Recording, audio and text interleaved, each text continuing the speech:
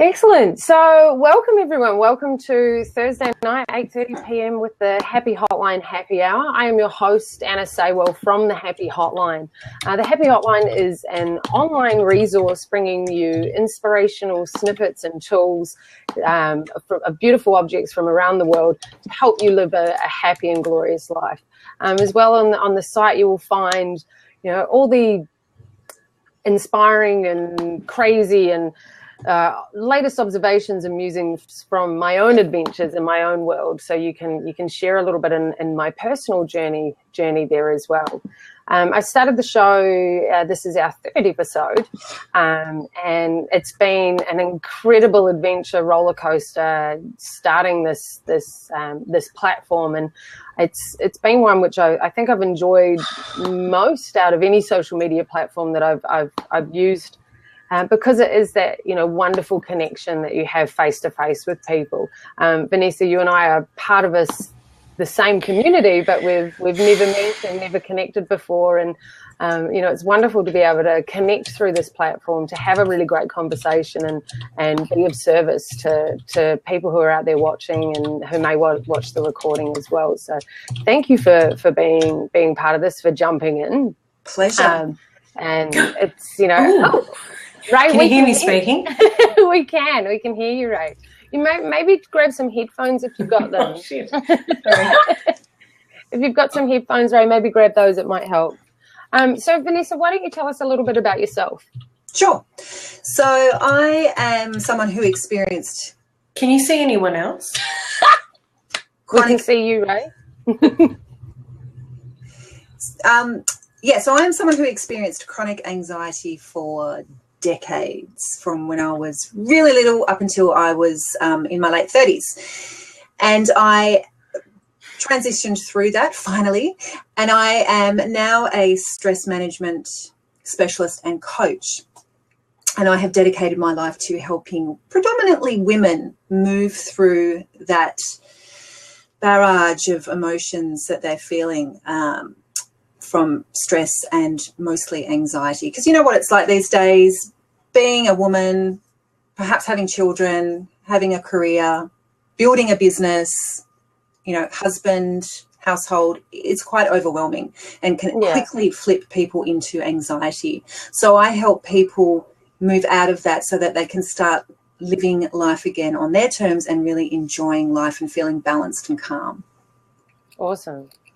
Wonderful, which is absolutely perfect for what we're talking about this evening, that you can bring both a personal element of experience and a professional element to the conversation as well. So I think it's going to open up for great conversation tonight. And just so, so Belinda and Ray know sort of what's going on here, just because we are having a couple of technical difficulties, and for you as well, Vanessa, I'm just going to lock down that seat for the start of the conversation, and then, so we can get things rolling, and then I'm going to unlock that seat again, and hopefully that you guys will be able to jump in and join that conversation. But so it'll just be the two of us for now, Vanessa. We've got to roll with the punches, but I think that'll be, I think we'll make for some great conversation. A little bit of a change for what we had planned, but I think we can work with it. And Belinda and Ray, just have a bit of a look, have a look if you're using Chrome. I know that works a little bit better. And headphones help with sound and feedback on the speakers there as well. So maybe just try those two. Other than that, ask Google, because I have got no more ideas on how we can make this work. So, Vanessa, when I put the call out earlier this week, I identified in that post that I would be talking about anxiety this evening. Yeah. And Ray said, "Hey, Vanessa's your gal. You've got to get in touch with her because she knows what's going on." So, the first thing that I'd love for us to cover tonight is with your professional experience and personal experience in here, is if you could give us a little bit of an explanation as to what anxiety is and how that can differ from person to person.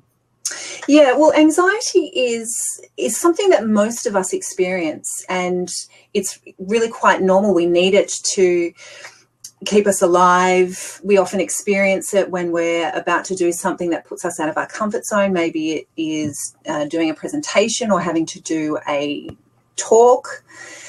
And that's all very nervous. That's all very nervous-inducing activities, but that's also quite normal activities. But once it starts to become persistent and uncomfortable, it then becomes a problem. And there's lots of different types of anxiety. There's generalized anxiety disorder, which is what I was diagnosed with many years ago. There is also panic disorders. There is social anxiety.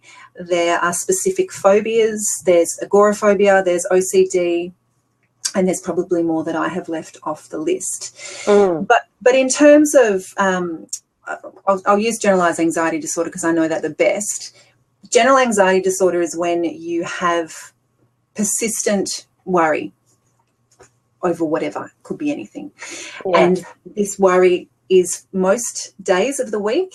And if it goes on for longer than 6 months, you're generally diagnosed as having generalized anxiety disorder. Yeah, okay, great. Yeah. Like, and they say great as in great. No, I know. Let's clarify that. No, no, it's not great. It's awesome. Let's all get ourselves a piece of that pie. That's a great explanation. And one thing that sort of jumped out in there is that you used the word diagnosed. In there, and would you say that anxiety is, if you have anxiety, is it something that needs to be diagnosed, or is it something that is it something that we just experience and we know that that's what we've got going on, and or is it something that we need to see a doctor about and have that label applied to it? Yeah, look, I always, before I'd been diagnosed, and I don't think I was diagnosed till I was probably well into my 30s actually, but I always knew that I was just an anxious kind of person and that it was interfering in my life. Now, a lot of people might not have that level of awareness. They just feel that that's what life's about. I'm a worried person. I'm an edgy person. Yeah. And I don't actually agree with labels, and I don't think that you need to go and get a diagnosis, because what's that going to tell you? Yeah. You'll probably start living even more anxious and living up to the label. So I don't think you need to go and get a diagnosis. If it is interfering in your enjoyment of life and it's interfering in your day-to-day activities, do something about it. Yeah. Yeah, I like that, do something about it. If it's interfering, and earlier you said, that you used the word discomfort. If it's causing you any level of discomfort, look to how you can, approach it a little bit differently, which is, where inevitably this conversation will end up going. We could talk for an hour about what anxiety is, but I would say that the majority of people that have jumped on the call tonight, they're a little bit more curious about, okay, great, I know what anxiety is. It feels like this for me. It sounds like this for me. It tastes like this, like whatever it is that they have going on for them. They've got, tick, tick, tick. Yeah, I got that. But right, now what? What do I do next? Exactly. And I guess it's probably a really good point for me to kind of give everyone a little bit of an overview of exactly where we're going to take tonight's conversation, and starting with that, what is anxiety?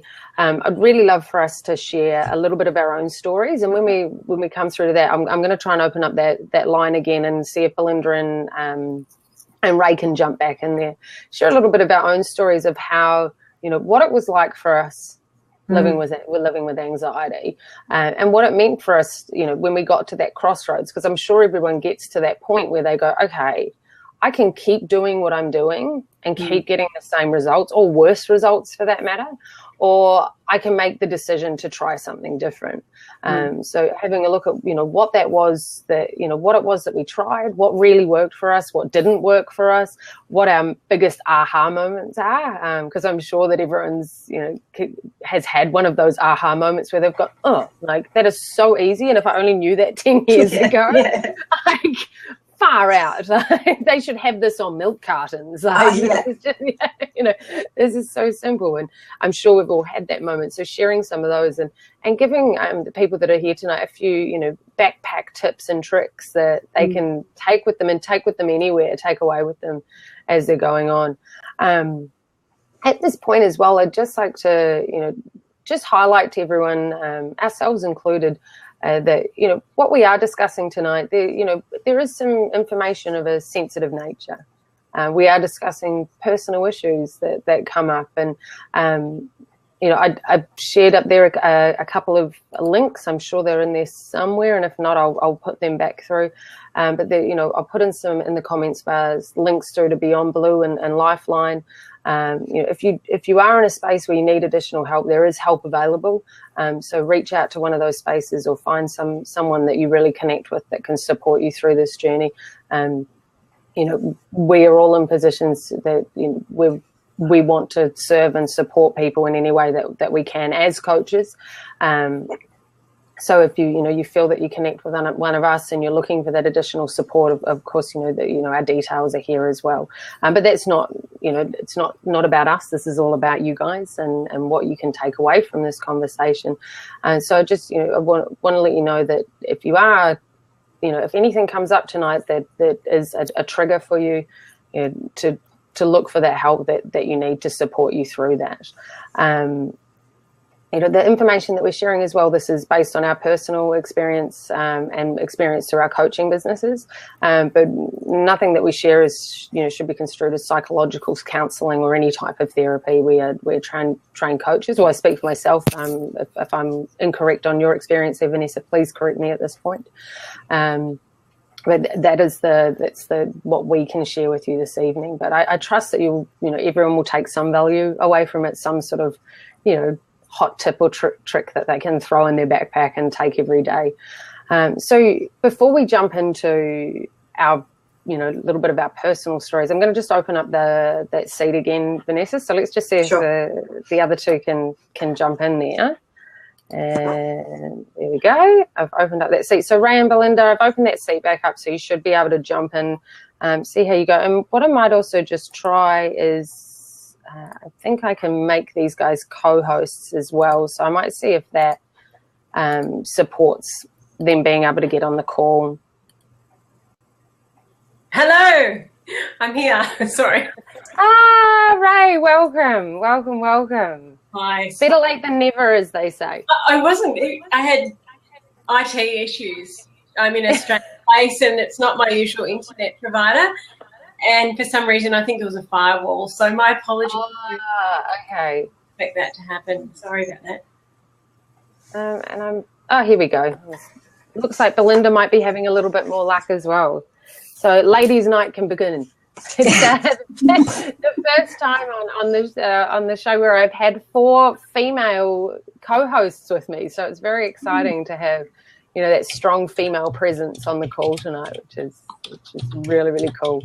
So Vanessa, when you introduced yourself and your business, you told us a little snippet about your journey with anxiety. Would you like to share a little bit more with that? About absolutely. That with us, and a little bit about your turning point, your fork in the road that turned everything around. Yeah, absolutely. So my experience with anxiety started when I was about 7, 8 or 9. I can't quite remember. I'd always been a little bit of an edgy child, and I remember around that age seeing something on TV that completely freaked me out, and I obsessed about it for quite some time afterwards. And it probably was my first mini panic attack, and I just continued to worry from then on in. And when I got into my teenage years, it grew. I worried about everything from getting a brain tumor to, was I gonna vomit at school, whatever it was. And then it kind of got progressively worse. I started getting panic attacks, which scared the bejesus out of me. I'd never had one before, and if anyone's ever had one, they know that it's pretty darn frightening. And it just continued, and I tried everything. I went and saw I saw psychologists on and off for close to 20 years. I saw a psychiatrist once, which was a woeful experience. I also tried pranic healing, acupuncture, homeopathy, naturopathy, Reiki, spiritual cleansers, you name it. I tried it, or I Googled a lot about it. Dr. Google. Findmycure.com. Yeah. And I went on antidepressants briefly. I think some hands up if you've ever used drgoogle.com, because so if you guys don't know about that, the little hands in the corner, that's like a, you know, I like what you're saying. A little bit, you know, whoop whoop. That was raise the roof. Raise the roof. There you go. So yeah, Dr. Google. There you go. Hands up for that. Yeah. And yeah, I went on antidepressants on 2 separate occasions briefly. And it probably wasn't until I progressively got better, but then also didn't. And I tried this form and it would work really well, and then I'd slip back, and I'd try another modality and that would work really well for a while, and then I'd slip back, and that just kind of kept happening. And then I started life coaching, and that's when it really started to shift for me. And if I'd known about life coaching in my early 20s, I just would not have wasted my time seeing a psychologist. So there's that thing that you're saying, it just needs to be on a milk carton. It would have been so much easier. Yeah. And then one of my coaches, a few years ago, well, about 18 months ago, introduced me to an understanding, a really deep understanding, which completely transformed the way I related to anxiety. It gave me a really deep understanding about human experience and what creates human experience. And it completely shifted any feelings I had towards anxiety. I used to be really scared about anxiety and always anticipating when the next anxious feeling would occur. And then when it would occur, I'd kind of like, no, please not this, please not this. And sometimes it would just go off. Yeah. And I'm sure there's a lot of people that can relate to that I think that's a very across the board emotion of, you know, waiting for it to happen and being terrified that it's coming. And then when it comes, being, you know, just so riddled with fear of, you know, now I'm here, what do I do? I just want it gone. I want it gone. I want it gone. Like that's, I think, something that is very common among people who have any level of anxiety, that it's that constant fight and fight and fear. Yeah. Yeah. And you're so right, Anna. It's exactly what it is. You live in fear. And because I was living in that state of fear, I was inviting it in all the time. And because then it would come in, I'd get even more freaked out. And, of course, it would stay longer. So I had, 18 months ago, I had a really deep understanding which shifted everything for me. And it was really simple, really easy, and incredibly transformative and permanent. So that's what my goal is now, is to get it on as many milk cartons as possible. Yeah. And just show people that it's actually really quite easy to move out and start living a great life. Yeah. Not that I didn't have a great life, but it was very much tarnished with. Yeah. Well, just with that, like, underlying current, like, there was always a riptide that you were watching out for. Yeah, absolutely. Yeah. Thank you for sharing. Pleasure. I appreciate you sharing that with us and everybody that's watching, and then potentially will watch as well. I think there was some really powerful moments in there for people that they took away, and I love that moment when somebody shares their story and you go, "Oh, I'm not alone." Oh, yeah. Absolutely. You know, and I'm not crazy. I'm not a freak. Yeah. I'm not abnormal. That was my thing. I always thought there was something really abnormal about me, because I would have kooky thoughts, and I would think normal people don't think like this. Yeah. They do. They just don't buy into it. Yeah. Or they don't tell anyone. Yeah. Can I add a little bit to that? if that's okay. Absolutely. I mean, I hadn't thought about it too much, but this week, because it's obviously been on my mind that we're, going to be speaking about this, what I've found is an enormous amount of people experience this at various points in time. And sometimes for some people it's a bit more out of control, and for some people it's more out of control more often. But it's really common, and I think it's good that people do understand that this is really common. You're not alone, and you're not going crazy, and what to do about it. It's a good thing for people to be able to speak about it on this level. Yeah. Well, 1 in 7 Australians report experiencing anxiety at a severe or extremely severe level. Like 1 in 7. Yeah. Extreme or severely extreme. That's, a lot. Yeah. I suspect it's even higher than that, and increasing. Yeah. Oh, yeah, a lot of, that's reported. I mean, there are a lot of people who go around not talking about it. Yeah. It might be slightly off topic, but I think also our behaviours in terms of how our life has changed. For example, in the last 5 years, when you look at iPhones and you look at how we live our lives and everything. I had the same thought. Yeah, and I think that drives the anxiety in terms of the society that way, and anyone who's slightly prone to it is going to be even more prone to experiencing more frequent episodes, I believe.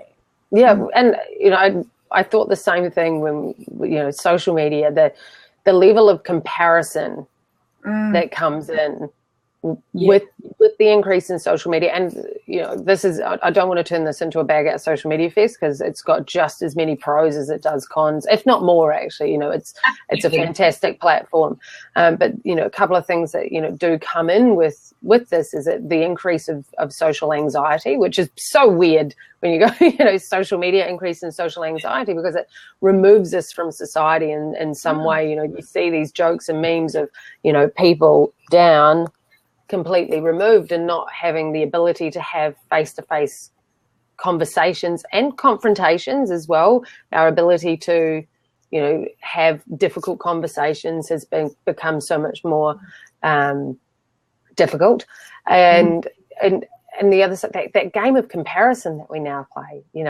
Oh wow, there's that girl I went to school with, and she's so pretty, and she's got the great job and the great family and the great wardrobe, and and we just all of a sudden we're beating ourselves up and getting ourselves into this whirlpool of anxiety around what other people are doing, that external world. So great point, Ray. I think that's a really good point, and a really good moment for us to swing over to you, for you to tell us a little bit about yourself. We didn't meet via social media. We met in the real world, but we do connect via social media. Yes. And we're on that platform right now. Social media. A bit of a bizarre segue, but this is where I'd like to take it. Take it now. So if you could tell us a little bit about who you are and your journey, and where anxiety sort of fits in personally and with your career. And Sure. Well, look, I'm the director of Workplace Minds. That's a business that I started about a year ago. It was originally designed to bring awareness of mental health issues in the workplace. However, what I discovered was that there was a great need for help with how to create a mentally healthy workplace.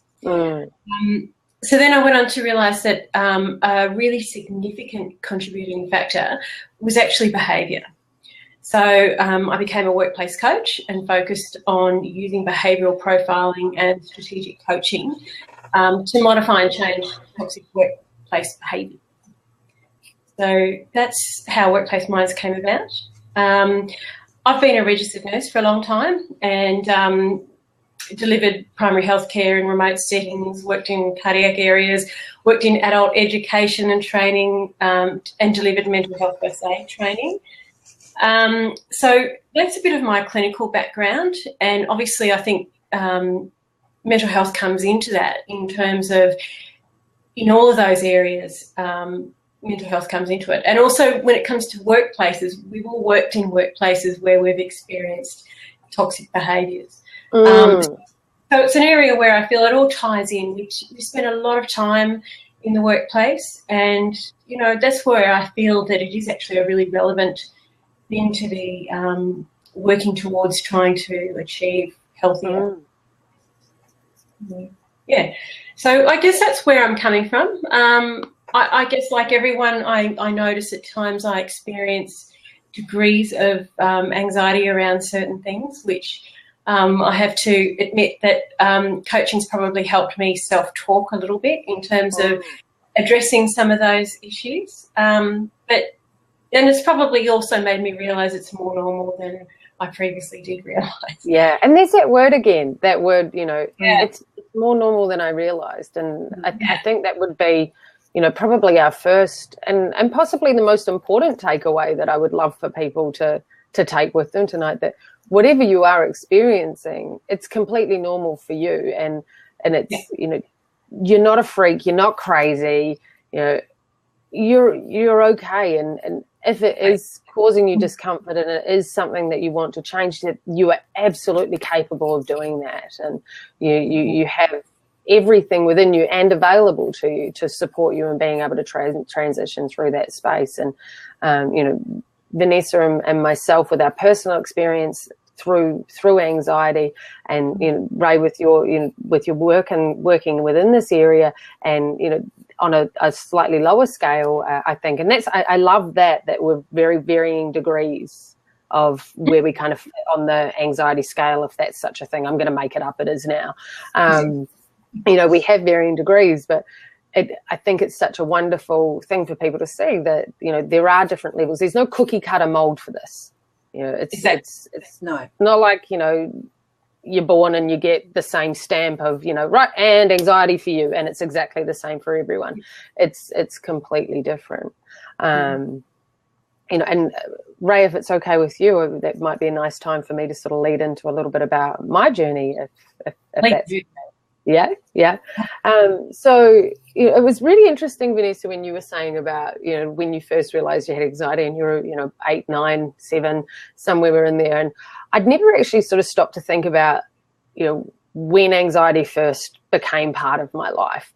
But the weird thing was, when you were talking about that, this moment jumped into my mind of being 12 years old on the eve of my 13th birthday, and going into my mum in absolute hysterics of, you know, I don't want to turn 13. I don't want to turn 13. And she's like, what are you talking about? It's like, you've been waiting for this for the last 11 months and, you know, 30 odd days or 20 odd days. Like, and now all of a sudden you don't want to be 13. Like, what are you talking about? And it was like, no, because, you know, when I turn 13, I'm getting old and then I'm going to die. Oh. And it was just this completely irrational, you know, and you see, like, I look at that now and I go, seriously? Like, yeah, I'm 32 now and I'm still ticking over all right. Like, it's, you know, if only I knew then what I know now. And I think that was the first moment that I had just this impending dread of, you know, what's going to happen. And for me, a lot of my anxiety is about that, what's going to happen, that future tripping, I call it. But then on the flip side of it, you know, I've got this element of future tripping where I'm constantly running 10,000 miles ahead of myself, but then I'm looping on what's happened behind me. Did I actually just say that? Oh, what's she thinking now? What, you know, what is she thinking of me? What does that mean? Oh, I should have maybe said this. How am I going to make up for this? Should I apologize? Should I let it go? Like, what do I do next? And that dialogue of like a mouse running on a wheel that can't get off. Yeah, it's the incessant chatter. Yeah, like you hear a lot of people talking about like the monkey on your back, or the monkey brain, I think it gets monkey mind. Monkey mind, thank you, yeah. And probably since about 13, I've had that constant running too far into the future and freaking out about the past. And what's going on right here, right now, I have no idea, because I'm, you know, splitting out either way. Yeah, I loved what you said about having that, you know, that moment of going, no, not, you know, no more. and it actually being quite easy when you realised it. It was like, oh, okay. And I'll put my hand up right now and say that, would not say that I'm anxiety free in any way, shape or form. It's still there in different days. I'm not as split. I'm a lot more present than I ever have been.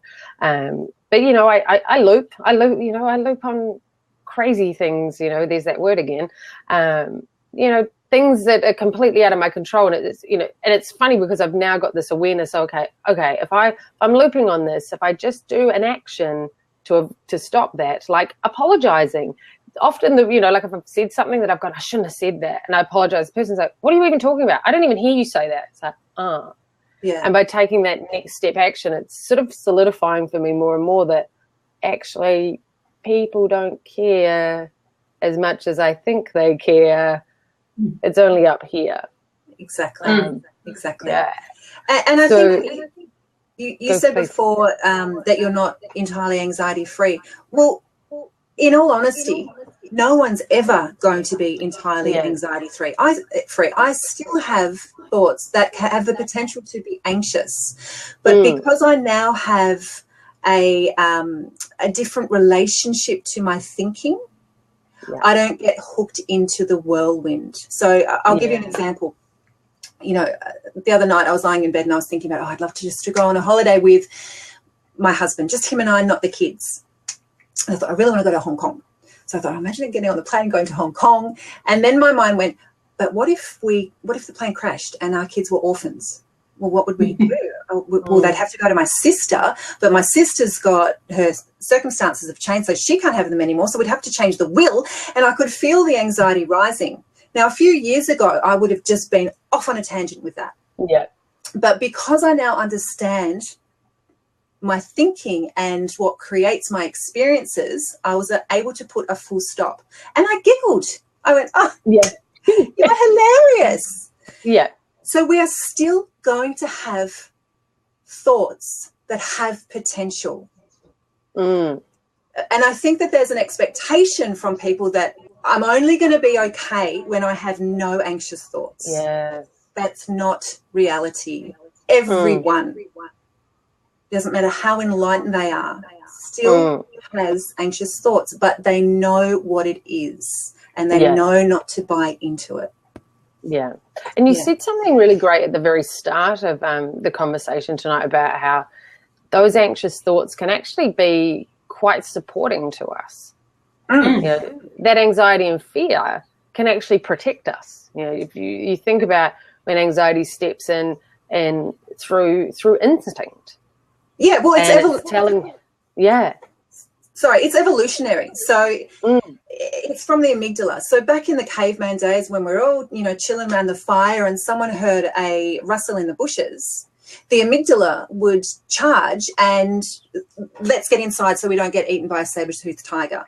It kept us alive, but we don't have that anymore except behind our desks and a computer screen. That's now our saber-toothed tiger, and it's constant. Yeah.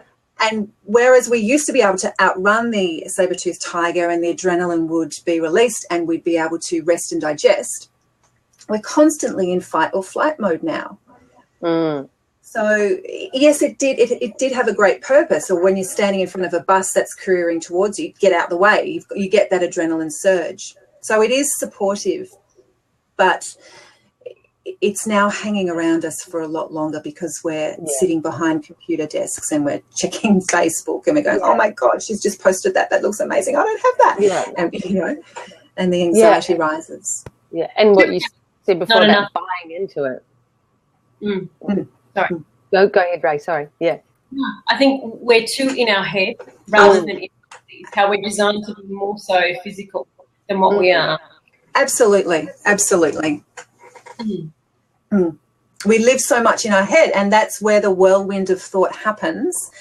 And buying into that whirlwind of thought and getting hooked into it just sends you on a path to Panicsville. So it's about getting out of the head and allowing for new thought, fresh thought to pop up, which is incredibly calming.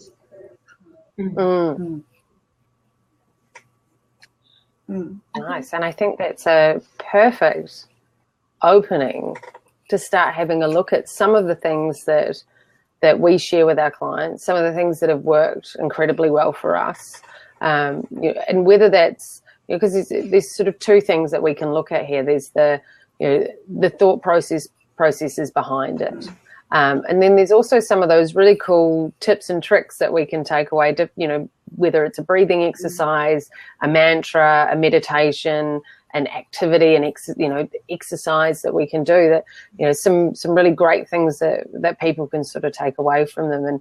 And I remember when I started looking at, okay, do like what you were saying, the going and seeing different doctors and trying different, anyone that had any kind of professional title behind them, I was like, yeah, I'm in. And WebMD, like, yes, I'll give myself hands for that, because you're not allowed to. It's WebMD. I was all over it. What can I do? What can I find? Thank you, people. I love it. And there was that moment when I realized that I was actually no longer was I afraid of the anxiety coming on. I was afraid of not finding the cure for the anxiety, the cure for anxiety. And so I was in this desperate race of, I'll just try this. And even worse, when I was in the space of being anxious. Like I remember being at work one day and starting to feel a bit anxious. And, for me, I have a lot of physical cues that jump in very quickly. Chest tightens up, the heart rate beats, my throat tightens, and then the most peculiar for me, which I would love, if anybody else gets this, please let me know, because this is crazy thing. In my bottom teeth, I get like this burning sensation in my bottom teeth, and it's the most uncomfortable of everything to do with it. Like I'd take the monkey mind over the burning teeth any day, because that's the discomfort. But as soon as I'd feel that the teeth, the tightening, the looping, I'd be like, right, where's my backpack of tricks? Okay, I've got the breathing exercise. Okay, now I'm going to write some stuff down. And I'd start writing, and I'd start going through this crazy rat race of everything that I'd ever learned or picked up. It was like, I'll do it all right now. And then after 10 minutes of going, 1, 2, 3, 4, 5, 6, 7, 8, 9, 10, I've done them all, and I've, breathed into a paper bag, and I've gone for a walk, and I've run up and down the stairs, and hang on a minute, I've still got anxiety. What is going on? And I'd be in an even worse situation than I was before. It was like this massive trick. It's like, hang on, I'm doing all these things to help me not feel anxious, but by doing them, I'm feeling more anxious. Yeah. I'm sure that's something that both of you have heard before with your clients. Absolutely. And what comes to mind, I know what worked for me going through that, but I'd love to hear from both of you. What advice would you give to your clients if they were coming to you with that kind of feedback? And I think what you said is brilliant, because I used to have that too. I would try everything. It wouldn't work. And then I would think, I am rooted. There is something really wrong with me. I am beyond help. And so this cycle of thinking would set in, and it didn't matter what you did, you just would become more and more anxious. Yeah.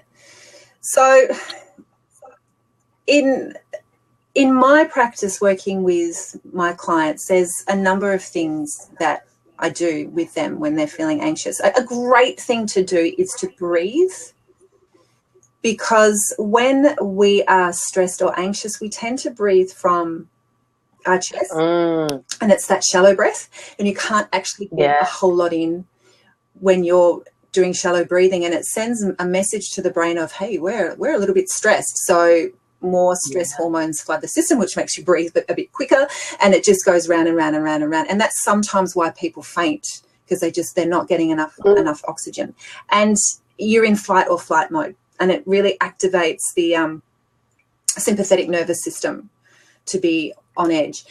So by taking slow, deep breaths that start in the diaphragm and move up to the chest and lungs, tells the parasympathetic nervous system that we're in rest and digest mode. So we actually start to release those hormones. So breathing, just a continuous slow in breath and a slow out breath that's really even and gentle is enormously helpful. There's also a lot of other things that I do as well with my clients.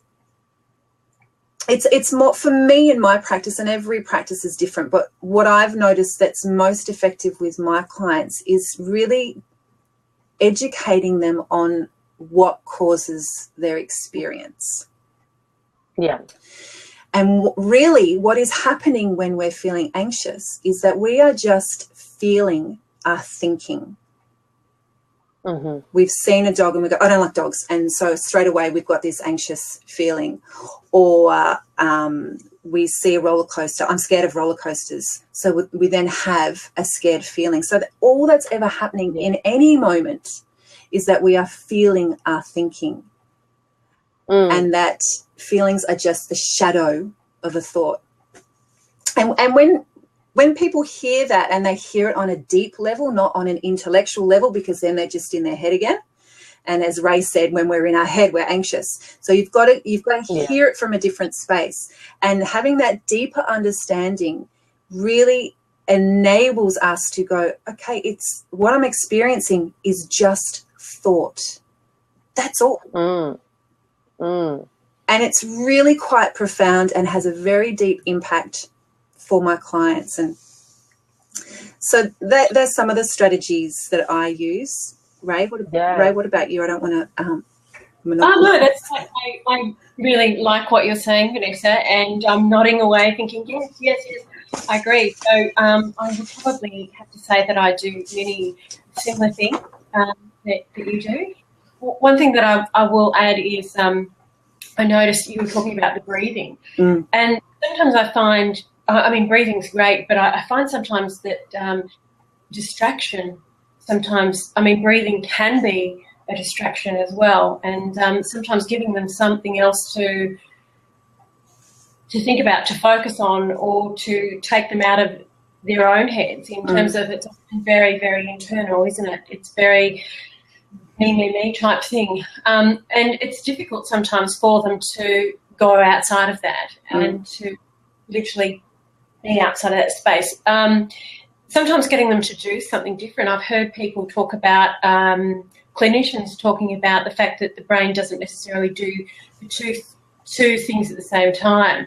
So getting a person to, it maybe goes against some ways that people practice, but getting someone to do something completely different. And it might well be, depending on, if someone's having a panic attack, it's a little bit difficult to do this. But if they're in a state of anxiety, getting them to do something slightly different in terms of if they're able to cooperate with you, if they're able to literally hold this in your hand, or have to shuffle this between hands, or touch their head and tap their tummy.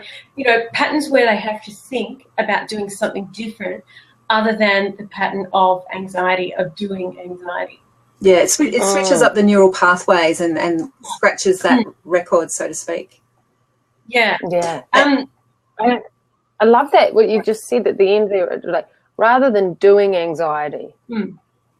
I think that's something that so many of us fall into the trap of, is that we know how to do anxiety. So I know this, and it's that certain, it's almost, it's comfortably uncomfortable, if that makes sense. That pathway we before. Sorry, Anne. Yeah.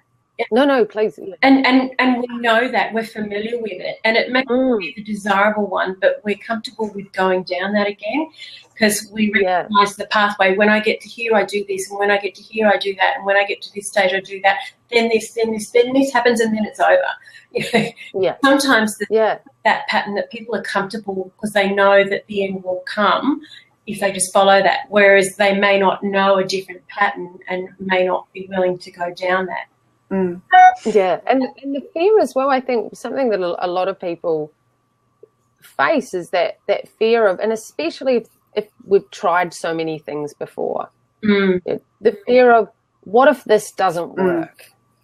And what if this is the last chance? Like, what if this is all I've got left? Work. And this is my last opportunity and it doesn't work and I'm stuck with it. Well, I may as well just keep doing what I'm doing because I know that does work. Yeah. And at least I'm succeeding at something. Yeah. You know, and this is not on a conscious level. This is a conversation we're kind of having with the dog and putting out to the world. But I think on some level that's what we're kind of telling ourselves is that this is a lot safer because at least while I'm here, I know what the end outcome is. That's right. I had a fascinating conversation the other day with a client of mine, and she's really anxious at the moment. She was saying, I don't want to be anxious anymore. I don't want to be anxious anymore, but I'm scared of what that will mean.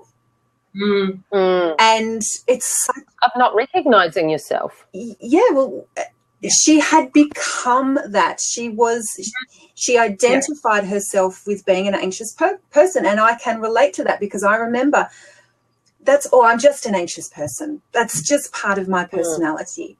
You become the label. You identify with it and you get trapped in that and you think you have no choice. And I'll tell you, you absolutely do. And something that's really easy and something that I encourage my clients to do and something that I started using, I don't know, probably about a year ago, and I still do use it, not just with anxiety, but for any negative thought, is I say, well, I could choose to feel this way or I could choose to think this way, but I could also choose to think or feel something else. I wonder what that could be. Because we are constantly asking ourselves, we are constantly asking ourselves questions and our brain will answer the question. So if we ask ourselves a question like, well, I wonder what is a more helpful feeling to feel, our brain will go, okay, what about gratitude? What about changing focus? What about reaching out? What about being generous? What about looking on the positive, focusing on the positive? Our brain will start to think differently and give us different experiences. And it's really simple and it's really lovely. Yeah. Great. Because and further to that, thinking about different states, and Ray, you spoke about this before, anxiety is basically fear, and the part of the brain where fear comes from is the same part that gratitude comes from, and they both can't fire at the same time. So if we are feeling anxious or fearful, gratitude won't be firing, and conversely, if we're feeling grateful, anxiety and fear can't fire. So when we are feeling fearful, we can flick the switch. We can start focusing on what we are grateful for or what we could be grateful for, and that will flick the switch and we will start to change the way we feel. Wow. I really like that. I actually like that so much that I'm going to just type that into the comments so we've got that written down as well. So I think that it could also constitute as one of our top takeaway tips here tonight, because I think, and I'll rephrase this, Vanessa. So focusing, you can only focus on one thing at a time, gratitude or fear, and you can choose which one to focus on. With that, only one can fire at any moment. So you can flick the switch by choosing to focus on, obviously, gratitude. Right. It's really good. And I was doing some research. I was looking at some data on stress yesterday, and it's phenomenal the amount of anxiety and stress that seems to be rising and rising in Australia. But they were looking at coping strategies, and the number one coping strategy for anxiety at the moment is focusing on the positives, which is very similar to gratitude. And this seems to be a strategy that the more mature people use, not so much the younger ones, but focusing on the positive is incredibly helpful, again, because it reroutes the pathways. Something came to mind when you, and there's a Brene Brown cartoon where she's talking about empathy and the difference between empathy and sympathy, and I think something that maybe isn't discussed as much is other people, or how for us to deal with other people's anxiety and how to invite other people to deal with our anxiety, and that difference between empathy and sympathy. And the reason I thought of this was when you're saying about that, switching to positive thinking, use positive thinking. And in this video, she talks about how, when you're in that dark hole and you're in that space of, this isn't great, I'm not loving this, and someone looks down the hole and goes, whew, hey, but at least you got a job. Yeah. It's actually to hear it from somebody else. It's like, what? So at least, okay. And hey, you got a husband too. It ain't so bad down there. You've got these kind of people going, look at the positive, look at the positive. Externally, disagree with me if you think I'm off course. Externally, having somebody else say to you, look at the positives, at least you've got, and we're very much in a at least society. At least, oh, I broke my leg. Oh, but at least you've got 2 arms. What? It's that, yeah. Disaster strikes, but at least you've got ... It's almost washing over what is actually going on. And what this video sort of teaches is that rather than looking down the hole and saying at least, and get in the hole with them and say, hey, I know this is hard and I'm here if you need me. Yeah. Good. And it's as simple as that. It's very easy for us to have this conversation here, giving tips and hints of what to do. But I think one thing that's really important to point out is that, when sharing this information with somebody who has anxiety, we all want to help people, but I think it needs to come from the person first of, I think being bombarded with other people's opinions and ideas of what can work for you can be more overwhelming and more anxiety inducing than what you intend to. And I'm sure, it's not something that people are doing intentional, but just being very mindful of that space between sympathy and empathy and coming from that space of, hey, I'm here if you need me. At least you've got me as a friend.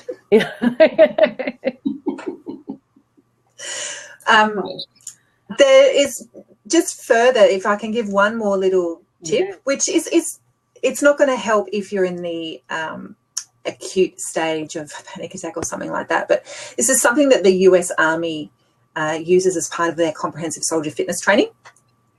And if you're not aware of that, that's basically what the US Army uses for their 1.3 million US soldiers and the soldiers' families to prevent post-traumatic stress disorder, anxiety and depression. And it's something that's called the good bits. And it's an extension of gratitude. And every day, these 1.3 million US soldiers get into a group and they say 3 good things that happen to them in the day. They say it out loud. Now, it doesn't have to be big. It can be something small like, oh, I got to get up at 0600 as opposed to 0530. Or they got to Skype home, or they had their favourite meal cooked for them, or they were on patrol and a gorgeous little 5-year-old boy gave them a random smile. Yeah. And what this does is it changes the pathways, and it gets them from focusing on the negative to focusing on the positive. And what I love about this is it's focusing on good bits, because our day is filled with bits of time. And so often we're chasing the big thing. It's only a good day if something massive happened. When in fact, if you can notice that, I was, in the supermarket and I had one thing, the person in front of me had 25 things and they let me go through ahead of them. Good bit. Or you got all the green lights home. Good bit. You walk past a beautiful blooming jasmine and you smelt the smell of spring. Good bit. Your husband cooked you dinner. Good bit. And so it's when we can look for these good bits that it really bolsters our sense of resilience, and we're less likely to be at the mercy of those more negative emotions like anxiety. Yeah. It's so interesting what you're saying there. The flip side of, for it to be a good day, we need a big thing to happen. Yeah. For it to be a bad day, we only need one bit. I missed the train. It's a bad day. Yes. It's one little bit. Like, yeah. But it takes one small thing to create a bad day, but it takes a whole lot of bits to make it a good day. And it's that the scope is off. The perspective is off balance, I suppose. Yeah. And absolutely. And it's when you can start seeing those good bits, because what tends to happen is good things slide off us like Teflon, and bad things stick to us like Velcro. And it's like, oh, I can't get it off. That one thing sticks with me, but all those 10 things, where did they go? I don't remember them. Yeah. But when we can start to see those little bits, it just changes the internal landscape, and you start going through the day going, oh, yeah, that was a good bit. Oh, yeah. And you start to have a real appreciation for life and for actually how much support, comfort, safety, security there is out there. That's my experience anyway. Yeah. No, I love it. Yeah. And I love what you just said, that little bit of starts to shift the internal dialogue. And I think that's the big key to all of this, is just a little bit at a time. And I think that it really it does have to be just a little bit. You know, move away from the big bits, break it down into those tiny little bits, just that one conversation, that one deep breath, that one piece of gratitude, that one focus on the good bit. Like, it's just one tiny little bit at a time, shifting the focus to where you want it to be, to move yourself out of that state of anxiety. You know, the internal dialogue has been something that's been incredibly powerful for me. And shifting, you know, earlier I was saying about that, oh, I've got anxiety, I don't want it. Right, what am I going to do? I'm going to do everything. I'll get the platter out. And it's like a smorgasbord of tips and tricks. So, you know, what am I going to try next? And it was because I was in this conversation that was taking place was, I don't want this. I reject this. And I think one of the most incredibly powerful, the aha moment for me, was the moment that I said, okay, you're here. I get it. And you are so freaking good at your job. Like, you're the best at your job than I've ever seen anybody do any job. And, you know, I commend you for that. Well done. However, there's going to be times where you don't get to drive. And I think it's when, if you look at anxiety, you know, well, you look at your life like a car, and you're in the car, and love is in the car, and fear is in the car, fear being where anxiety is coming from. And I'm borrowing this from Elizabeth Gilbert. And you know, what she says is that, you know, you get in the car, and either fear is setting the GPS or love is setting the GPS. Or you're getting in the car and you're not even letting fear get in the car. You know, love's coming in the car and fear, you're staying at home. And that rebellious teenager that fear is goes, no, well, I'm going to tinker with the engine and I'm going to fuck everything up and you're not going anywhere. And it halts the entire journey. What she talks about is saying, okay, fear, love, the three of us, we're going on an adventure. And fear, you're welcome to join us. You know, she embraces fear. You're welcome to come along for the ride. However, you're not setting the GPS. You're not touching the radio. You don't even get to make song requests. But you can come and you can enjoy the view and you can enjoy the journey. And we're not gonna stop you. We're not gonna kick you out at any point along the way. You can come along and we will embrace you. You know, if we get out of the car and we go anywhere else, you can come with us. But I'm being very clear with you, you're not setting the GPS anymore. And it is big magic, Belinda, yeah. And, you know, I read that and it really verbalized for me what I learned about 2 years ago, and that when we start to truly embrace all our parts, and anxiety is one of my parts, you know, it was a big part. It's now a small part. But when I stopped and accepted it, embraced it, and stopped fighting it, and when it turned up, like that story I told of, you know, being down in the hole and either getting in the hole with it and saying, hey, I'm here with you, or looking down and going, oh, but at least, when I started getting down in the hole with my anxiety and going, okay, we're here. All right. And when you're ready, we'll leave. And know at least. Because what we resist persists. Yeah. And if we fight it, it will push back harder. And one of my mentors said to me, and it was such a profound thing, and I hope I can convey it, is that when we're resisting anxiety, we are going into battle with it. And we're going into battle with that mood. And every time we go into battle with a mood, guess what's going to win? The mood. It will be anxiety 1, us 0. And we can go into battle as many times as that we want with anxiety, and we will always, with every different weapon, we will lose because we're fighting it. It's like you let it be in the car with you. It'll get bored and it will move on. Just let it be like the tide. Just it comes in and it goes out. So it's exactly just, come, just come with us. It's all right. It's all good. Yeah. And and not letting it stop you, not letting it say, oh, well, maybe I better not take the car out today. Maybe I better stay under the covers.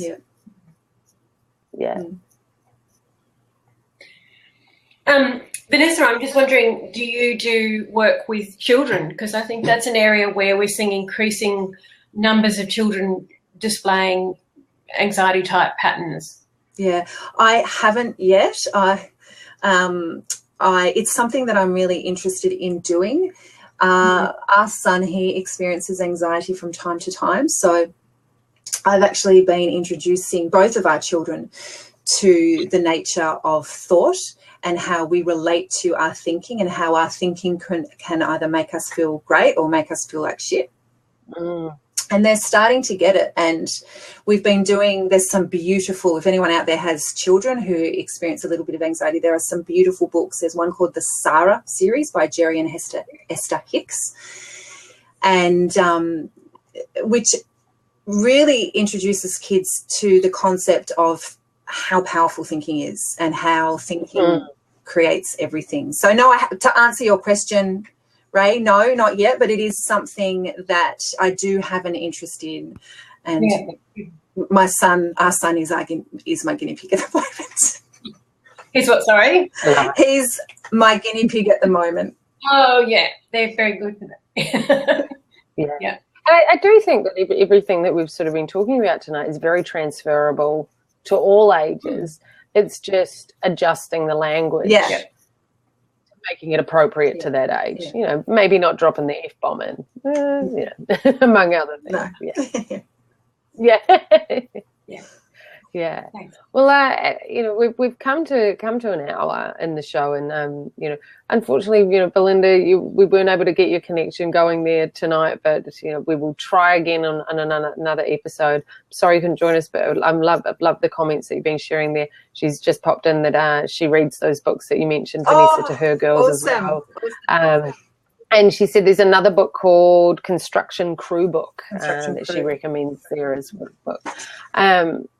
I'd love to sort of finish up on throwing around a couple of our key takeaways from tonight, those hot tips and tricks that people can take away. And the first one that we started on was that breathing exercise. And I think looking at different ways of breathing and how breathing can support you. And I think, the way that we were using our language tonight was very evident of how breathing is really important. Something I noticed, when we were talking about being in that anxiety space, the way that we spoke, it was very fast, very high, very bouncy and rapid. And I think it, used very intentionally to identify what it can be inside of our heads when we're in that space. And when you are talking in that rapid high tones, all of a sudden the air that's in your lungs is lifting, and you're only getting, that tiny little bit of air in there. So finding a way to breathe into that space. And finding a breath that works for you, you know, whether that's, you know, in for 2 and out for 4, or, you know, the opposite way around, or, you know, different counts. I use a number of different counting breath exercises that just work incredibly for me, and just finding what works, but playing around with breath work to make that work. I think that was one of the great first tips, that was some of the great takeaways that you took from tonight, that you think people need to pop in their back pocket and carry with them. I think the biggest thing for me is, I always felt that when I was anxious that I had absolutely no control and that I was at the mercy of it. So knowing that it is actually a choice, and that can be a really difficult thing to admit, but it's also an incredibly empowering thing, because it gives you the opportunity to move from there. So knowing that you do have a choice, and that you can ask yourself different questions that will support a change in mood. And also what you said, Anna, which I think is really critical for everyone to understand, is that don't fight it. Just don't fight it. You will lose. And everyone says, I'm going to fight this anxiety. I'm going to fight this depression. No, you're going about it the wrong way. That was going to be my take on it. I agree. Yeah, I love it. You know, Ray, expand on that for us. You know, what was it that you loved so much about that, and what would you like to know and take with them? I think just what Vanessa said regarding the fighting, it makes so much sense in terms of anxiety creates a big adrenaline response, and the adrenaline, drives the behaviour, blah, blah, blah. And I think fighting does that too. I mean, that's what adrenaline is actually designed for, is to give us the ability to fight or flight. So, you're just fueling that behaviour, you're making that problem worse, and you're getting to that outcome of, the same outcome that anxiety is going to achieve. So making peace with it, that's a really great way of looking at managing it. And in terms of for children, that conversation is one that I could see that would be really comforting when your child is experiencing anxiety. So, you've given me a few little thoughts there for how to approach an anxious child. Yeah. Yeah, it's great. And that it is all transferable. Yeah, completely. Yeah. The other thing I really loved that came up a couple of times tonight was that you're not alone. You're not crazy. You're not a freak. Yeah, you're not a freak. Like, you're really not. You might think you are, and you really do think you are. Yeah. But you're honestly not. You're just having a series of low-quality thoughts. That's all. Yeah, yeah. And you're not alone. And not alone in the experience, and certainly not alone in the opportunities for support. And there is, I think, knowing that there is support out there, and support in so many different realms. One of the biggest supports for me actually came through a book. The support doesn't necessarily have to come from somebody in a white coat, or or in a packet with a white pill. Like, the support is so varying, and it's finding it's like finding that perfect pair of jeans. Like, no one likes going to find that perfect pair of jeans. Like, it's hard work, and you've got to try a lot of things on. But when you find the ones that fit, life is rocking. You put those jeans on, and you're strutting your stuff, and things are looking great. And it's just a matter of finding that right pair and being persistent enough to keep going through it, but doing it in a way that is calm and open and grateful to each moment. And that, what you said earlier, Vanessa, about that gratitude, that there's only space for gratitude or fear. Choose which one you want to focus on. You could either try on the pair of jeans that doesn't work and be really afraid that there's never going to be a pair of jeans that fit you, or you could be really grateful that you've now realized that acid wash jeans aren't really for you. And, you know, thank God the acid wash didn't work, because they went out in the 80s and your mum didn't look good in them and you're not going to look good in them either. So, you know, finding the good and finding the humor. Yeah, absolutely. Finding the humor. Finding the lightness. Yeah. You know, maybe humor is not the right word. Finding the lightness in it.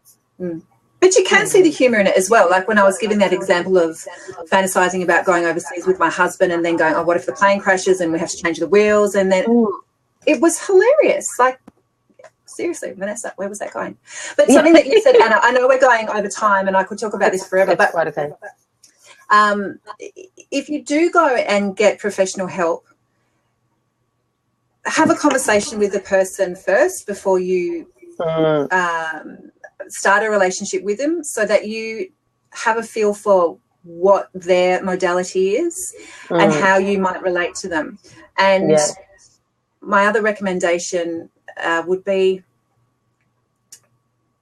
don't allow whoever is helping you to pathologize you. And what I mean by that, pathology? Thank you. Yeah.